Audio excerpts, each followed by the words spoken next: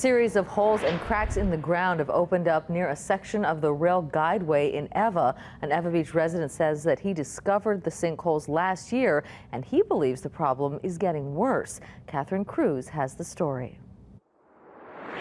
This started happening in February 2015 when they started putting the pylons in. Mike Lee says last year, Hart crews took a long, hard look when these holes began appearing in an area where Hart has an easement for rail. From the air, you can see it's right next to the farmland where D.R. Horton plans its Ho'opili project. Back in September, Hart crews filled in the holes with crushed blue rock. They brought in sandbags and protective barriers and installed netting to control the erosion.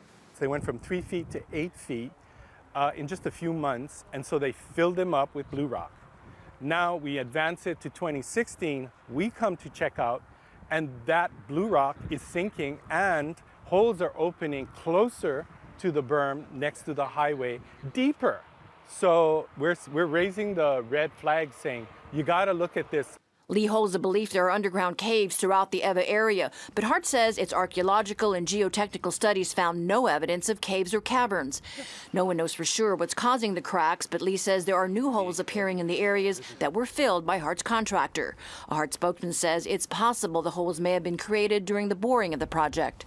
This wasn't here when we did the September site visit, and it only opened up during the May, when I came out in May of this year, 2016. Just to give you an idea of how deep some of these holes are, I've got a stick here that's more than 3 feet long. Let's see how far down it goes.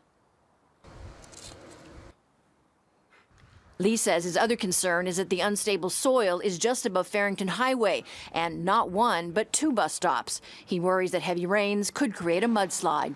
And the danger is going to be, again, a landslide on Farrington Highway to people at the bus stop area here and oncoming traffic.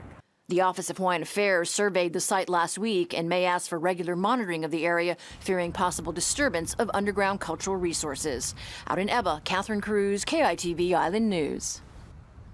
Now, despite the rising costs of Oahu's rail project, a majority of residents want it to span the full 20 miles. That's according to a new poll by our partners at Civil Beat. It could take an extra $1.5 billion to build the rail line all the way to Ala Moana Center. Still, 64% of voters say that's what they want to see happen, while 28% say it should end 4.3 miles earlier at Middle Street. We caught up with some bus riders today who had mixed feelings. I just think that it should go all the way to Ala Moana, and stopping it short wasn't in the original plan. I think it should stop at Middle Street by best proponents. I do. The seniors, where are they going to get off once they go to Middle Street? Now they got to get off the rail, try to connect to a bus. They're not walking around that area because they can't make it. The nearest bank or anything is up the hill, way down. There's no fast food restaurants there, nothing. The Honolulu Authority for Rapid Transportation, or HART, expects the Kapolei to Aloha Stadium section to be up and running by 2018. However, the full rail line would not be fully operational until 2021.